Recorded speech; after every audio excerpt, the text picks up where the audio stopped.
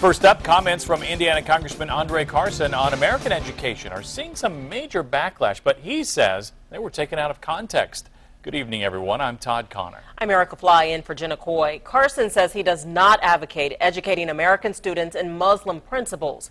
He says he's only trying to find ways to graduate more students from public schools. RTV6 reporter Norman Cox was able to get an explanation from the congressman today. Norman. Well, Carson, who is a Muslim, made his comments in May to the convention of the Islamic Circle of North America. But he says he meant them to apply equally to all faith-based schools, including those run by Catholics, other Christians, and Jews. Indiana Congressman Carson says the speech which has caused such an uproar is similar to one he has given many times.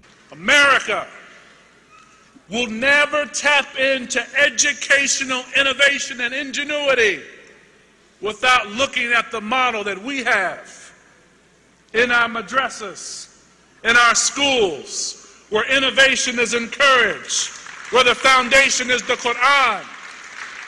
Carson says he in no way wanted to suggest that American schools should teach Islamic principles, only that public schools might want to study the methods used by religious schools of all denominations to see why they work so much better. And what I want to do is allow us to have an honest discussion about why graduation rates in public schools are embarrassingly low, and faith-based institutions and educational institutions seem to have higher graduation rates. And not just Islamic schools. Absolutely not. No way, Jose. Carson says he wants to know if the secret is smaller classrooms, more room for teachers to adapt, or something else.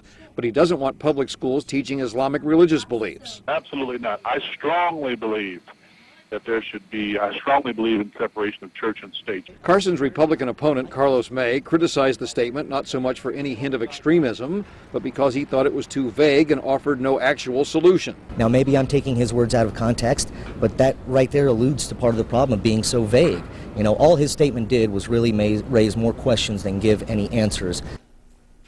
Carson says he knows many people consider just the word madrasa inflammatory, even though it is just the Arabic word for school. Madrasas do have a reputation in Saudi Arabia and Britain for teaching anti-Western values, but he says this was taken completely out of context. I'm Norman Cox, RTV6.